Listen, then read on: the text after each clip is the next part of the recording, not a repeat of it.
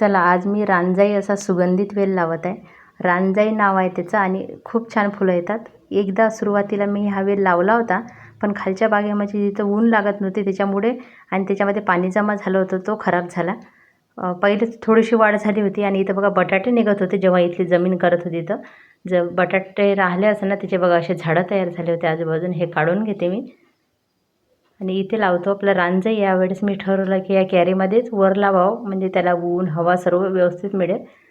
पण इथे मी आता बघा कॅरीमधील जे माती राहते ना, तेच काढत होते, तर बटाटे निघत होते. आणि इथं एक थोडासा खड्डा करून इथे मी रांजाई लावते. जमलं तर थोडी रेती आणि थोडी हळद टाकून घेते. इथं रांजाई लावण्यासाठी पण तुम्हाला अशी माती बनवावं लागेल की जिथं पाणी साचणार नाही आणि पाणी थांबणार नाही, अशा पद्धतीची लावावं लागेल.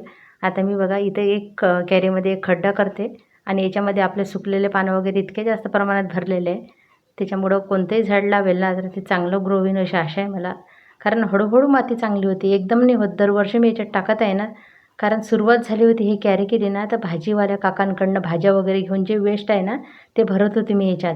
त्यावर्षी मला एवढा चांगला रिझल्ट नाही मिळाला होता, कारण ही माती जशी तयार होते चांगली किंवा काही गोष्टीचे जे आपल्याला हे पण घ्यावं लागते सावधगिरी. म्हणजे ते कशी की आपण कधी कधी काय करतो, कुंडी भरल्याबरोबर झाडं लावतो, पण ती झाडं कोणत्या पद्धतीची असावं हे पण खूप अवलंबून असते. काही बी छोट्या पद्धतीचं असते ना, ते लावू शकतो आपण तशा कुंडीत. बघा इथे आता मी रेती, थोडीशी माती आणि थोडंसं खत टाकून घेतलेलं आहे. ह्या वेलाच्या बघा बऱ्याच मुळ्या कुंडीच्या बाहेर आलेल्या होत्या, त्याच्यामुळं मी असाच ठेवून फक्त त्याच्यावर माती टाकून देते आता इथे लावून. आणि याचा सुगंध खूप जास्त येत होता मात्र. आता या कॅरीमध्ये बरेचसे लावणं सुरू आहे एक एक, कारण जागा दिसली तिथे लावणं सुरू राहते आणि हळूहळू आपल्या बागेमध्ये जागा कमी व्हायला लागते. म्हणून मग आता ही कॅरी दिसते ना मला, इथे थोडी जागा दिसली. बाजूनं पपईचं झाड आहे, त्याच्या मुळ्यासुद्धा लागत होत्या.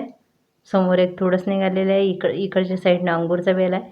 बघा आता कुंड्या ज्या भरल्या होत्या ना त्याच्यामध्ये बघा सुकलेलं पानं वगैरेच होते, पण त्या खाली केल्या या वेलाला अवतीभोवती लावायला.